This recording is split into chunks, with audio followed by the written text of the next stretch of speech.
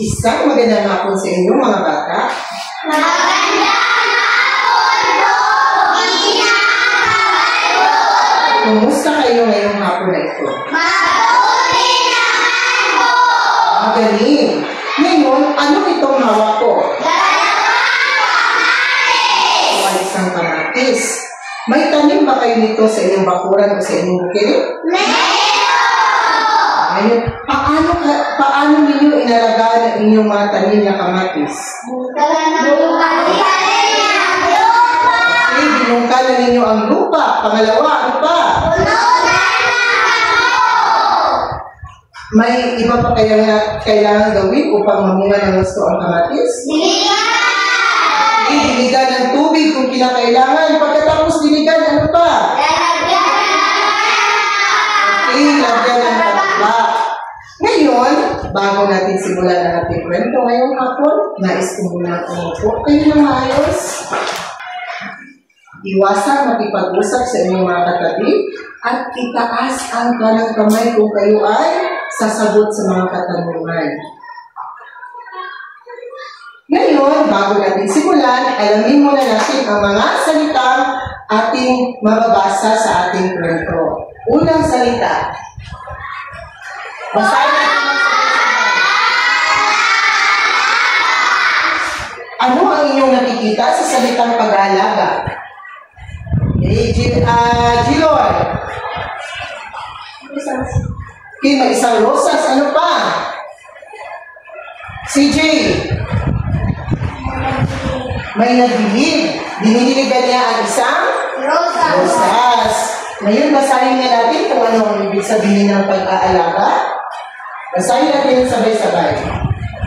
Ito ay gawain ng paghihintay ng pagkain at suporta upang mapanatili ang kaligtasan at kagalingan. May magaling. Unang salita na matatagpuan natin sa ating kwento ay pag-aalaga. Pangalawang salita, basahin natin ng sabay-sabay. Basahin ulit. Basahin ulit. Pagtutulungan. May larawan dito sa salitang pagtutulungan. Kung makikita ninyo, ano ang nasa larawan? Sa pagtutulungan. CJ. May nagtanim. May nagtanim. Ano pa? Ano pa? Okay, Giloy. Okay. May nagtanim at may nagbungka din ng lupa. Okay, yun ang nagpapakita ng hindi lang isa, kundi dalawang tao ang nagtutulungan. Basahin ulit, ha? Basahin natin kung ano ang ibig sabihin ng pagtutulungan. Basahin natin ang sabay-sabay.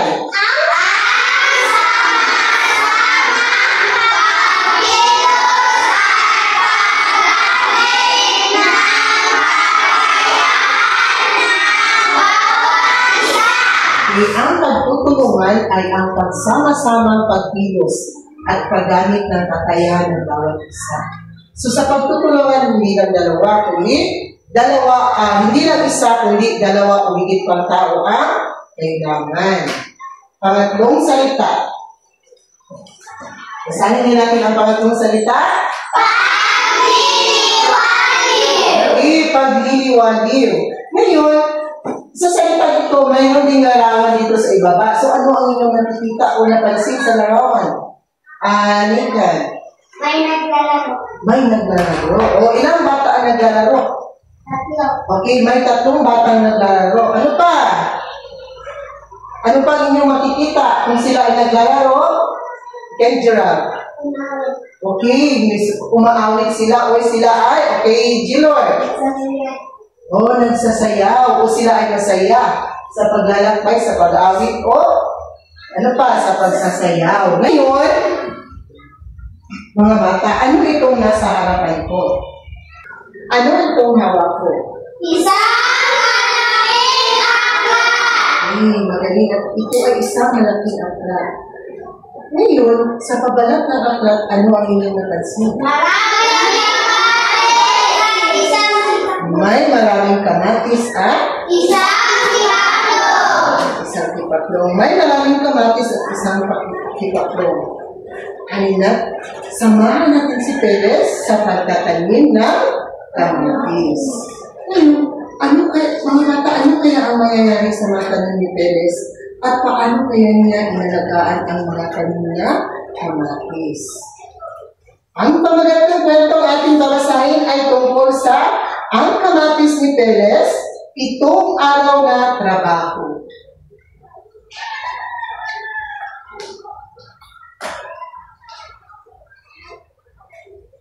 Saway si Perez sa araw-araw na pagliliwaliw at maghapong paglilibot kahit walang makain, kaya naisip niya magpatuloy ng pawis at gamitin naman ang lakas ng bisig. Napadaan siya sa bukid ni Hugong Langgam at humanga siya sa ganda ng tanim na halaman. Ang ganda naman ng mga tanim mo, batay niya kay Hugo. Ano ba ang iyong sikreto? Sabi ni Perez.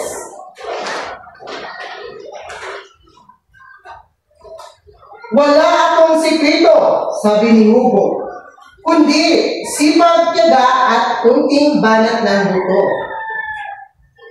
Ito na ni Hugo. Ganun lang, tanong ni Perez. At naghingi siya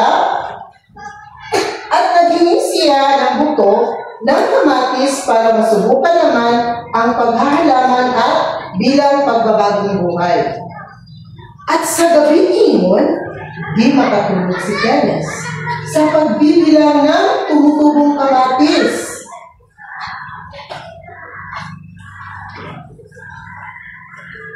Lunes, maaga pa'y bumangon na si Perez at mabilis na dinalaw ang kamatis niya, pero anong lungkot? Anong lungkot sa lupang malambot, wala ni isang tumubo. Halos maiyak siya, nagsumbong kay Hugo, pero tumawa si Hugo at nagsabi, huwag kang apurado. Talagang ang magtanim ng kamatis ay bibero. Kung hindi pa at iyak ay tanim mo ay tutubo. Sabi ni Hugo. Martes, matapos madilig ni Perez, maghapon siya nagbantay sa tanim na kamatis. Sa gabi, nagsindi siya ng maraming kandila para raw hindi matapos sa dilim ang mga punla. Miyerkules, matapos magbudbud ng pataba, inimbita ni Perez ang kabarkada ng mga palakpak. At kahit ulan, maghapon sila umawit para raw sumigla ang mga punlang kamatis. Huwebes, matapos magbunot ng tumubong damo, nagdala si Perez ng maraming libro. At maghapon siyang nagbasa ng kwentong tula para raw hindi malungkot ang mga punla. Biyernes, matapos magdilig at magdamo, si Perez, maghapon ulit siyang tumula, sumayaw, at umawit. Naglagay pa siya ng mga kumot na pagtabing para raw di mainitan ang kanyang mga tanim. Talagang nagsipag si Perez. Sabado, laking tuwa ni Perez na makita ang tumubong mga kamatis. Isang masayang Perez na siya. Isang masaya at marami lang tumubo sa kanyang mga tanim. Ilang araw pa ang lumipas, ang mga kamatis ni Perez ay lumaki at namulaklak. Pare, ang lulusog ng kamatis mo, ang batik kay Perez. Nang tumalaw na si Hugo, oo nga, sabi ni Perez na balot ng kumot. Pero sakit at ubo naman ang aking inabot. Sa umpisa lang yan, pare. Sabi ni Bongbong. Sa umpisa lang yan pa rin. At naiwan si Perez na uubo-ubo, pero masayang hinagod na titig ang lumalaking bunga na kamatis. Okay, masaya ba kayo sa ating kwento? Opo. Okay, ngayon, may ilan akong katanungan na dapat niyo sagutin. Ano ang tanim ni Perez? Okay, ano ay? Oh, kamatis. Sa kwento ating binasa, ang tanim ni Perez ay? Kamatis. Ngayon, malusog ba ang kamatis ni Perez? Jeron? Oo, malusog. Diba? Kasi nalagan niya ng gusto. Sino ang kanyang kaibigan? Kita niya. Oo, ang kaibigan niya sa kwento ay si Hugo. Siya yung tumulong at nagbigay ng lakas kay Perez upang tumubong malusog ang kanyang mga kamatis. Bakit gusto ni Perez na magtanim ng kamatis? CJ? Para may makain. Oo, unang-una para may makain. Ano pa? Para may makain at maging malusog si Perez sa kwento, di ba? Kung tayo ay nagtanim at namunga ng gusto, tayo ay mag-aani at tayo din kakainin din natin ang ating mga tinanim na malusog. Diba? Kung tayo ay may tiyaga sa ating pagtatanim. Paano tinulungan si Perez ng kanyang mga kaibigan sa pag-aalaga ng kamatis? Paano siya tinulungan ng kanyang mga kaibigan? Paano tinulungan si Perez ng kanyang mga kaibigan? Sino ang unang kaibigan na tumulong sa kanya? Si Gemma. Palaka. Oh, ang palaka. Ngayon sa palaka, ano ang ginawa ng palaka? Nagsasayaw. Oh, nagsasayaw. Nagsasayaw at? Nagagantahan. Oh, nagkakantahan o umawit. Ngayon, sino pa ang kanyang inimbita? Nathan.